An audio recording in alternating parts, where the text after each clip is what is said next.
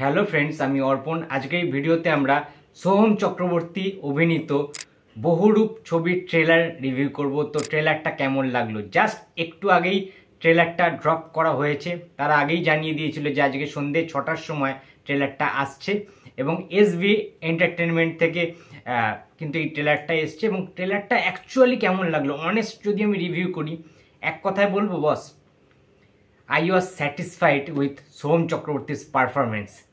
Yes, বহুদিন পরে, বহু বছর পরে সেই অমানুষের সোহম চক্রবর্তীকে আমরা দেখতে পেলাম, যে সোহম চক্রবর্তীর মধ্যে অ্যাক্টিং ক্যাপাবিলিটি রয়েছে হিউজ।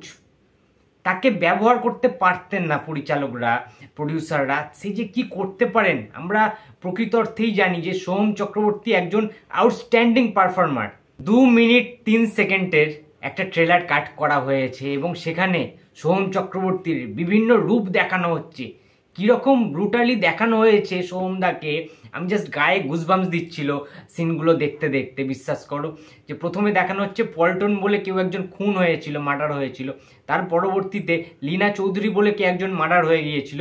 দুজনের মার্ডার স্পটটা আলাদা, কিন্তু প্রায় কমন কিছু জিনিস লক্ষণীয়, যে মার্ডারগুলো হচ্ছিল এবং কে কেন করছিল সেইটা খোঁজ খবর লাগানো হচ্ছিল। মোটামুটি তারা জানতে পেরেছিল। এবং সোহম চক্রবর্তীর নাম এখানে চারবাক, মানে সোহম চক্রবর্তী নিজে যেটা বলছে চারবাক নামে সে পরিচিত হচ্ছে, কিন্তু অ্যাকচুয়ালি সোহম চক্রবর্তীর যেটা অভিনেতা, সোহম চক্রবর্তীর যেটা ওখানে নাম হয়েছে, সে একজন শিল্পী, একজন আর্টিস্ট।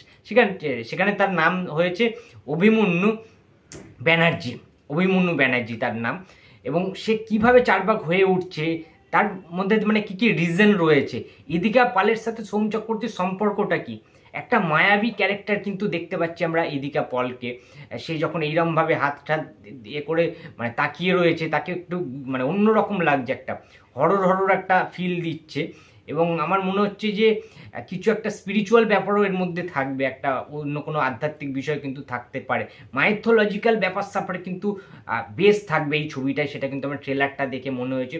সোহমদা বিভিন্ন রূপ ধারণ করে কিভাবে মার্ডারগুলো করছে ওগুলো কিন্তু দেখবার মতো বিষয় ছিল।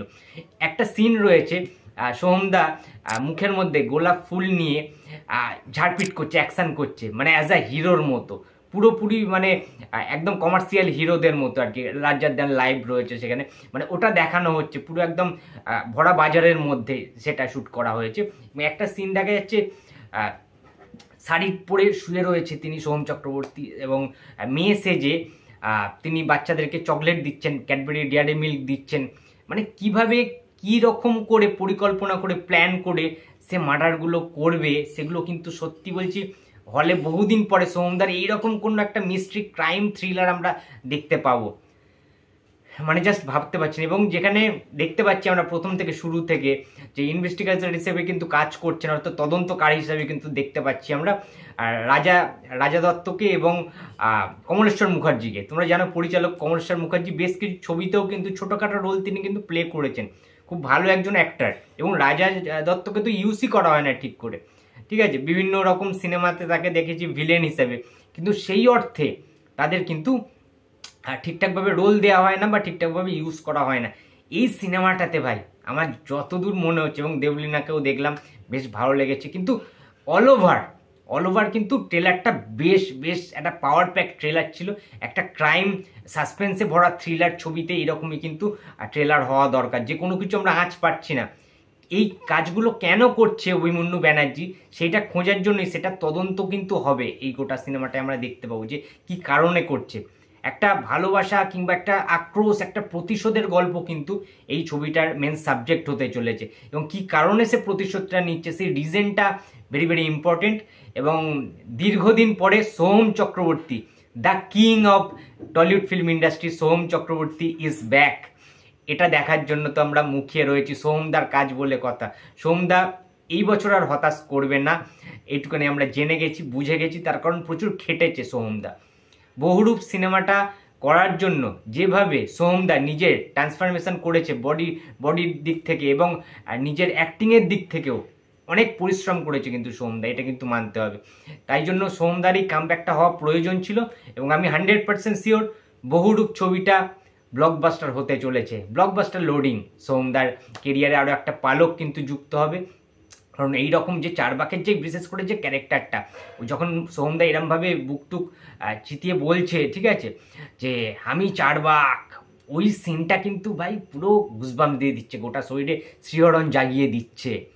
তো সোহমদার ওই গলার ভয়েসটা, ওই সাউন্ডটা এবং বিজিএম ব্যাকগ্রাউন্ড স্কোর দুর্ধর্ষ ছিল বহুরূপের ট্রেলারে, এটা কিন্তু মানতেই হবে। ওভারঅল ট্রেলারটা কিন্তু আমার দারুণ লেগেছে। আকাশ মালাকারের ছবি, এটা পরিচালক আকাশ মালাকারের, এবং ছবিটা 29শে আগস্ট রিলিজ করছে। সিনেমা হলে প্রত্যেককে দেখতে হবে, আমি তো দেখবই, সোহমদার কাজ বলে কথা, দেখতে তো হবেই। তো বন্ধুরা, ভিডিওটি যদি ভালো লাগে তো প্লিজ লাইক করো, কমেন্ট করো, শেয়ার করতে ভুলো না। আর যারা সোহমদার ফ্যান্সরা রয়েছে প্লিজ সাবস্ক্রাইব মাই চ্যানেল।